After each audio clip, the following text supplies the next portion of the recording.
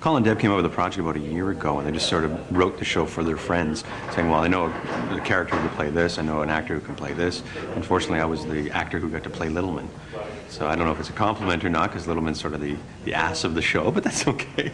I took the pilot as just that, a pilot, an opportunity to see what flies and what doesn't. There are certain aspects of the character that I really like that I created then, but if the show goes to series in the long term, you don't want to necessarily commit to something that you created in a week. We don't actually know you, do we? Oh, I'm sorry, I'm Jeffrey Littleman. I'm overseeing your show. Isn't that Jim Fletcher's job?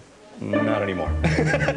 No. Series takes on that idea of what was going on in 1964 and the potential of the cross cultures, of the evolution of the rock and roll era versus the 1950s conservatism, that knocking of heads, and what CBC represents is the old bureaucracy of the 50s, not yet identifying with that. All we need is for some Negro to go groping a white woman on TV. He's not some Negro.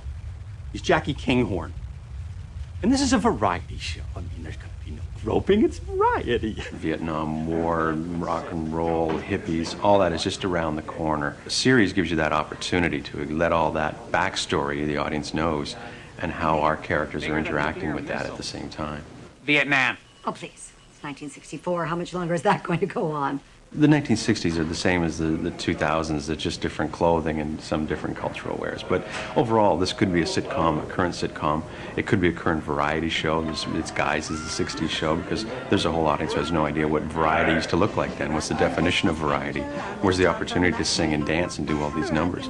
So this kind of allows that to happen. And so an audience younger than 30 can kind of go, oh, I've seen tapes of that, but here's a current person actually singing and dancing in a variety format. So it lends a lot of different tastes and opportunities for an audience to appreciate it.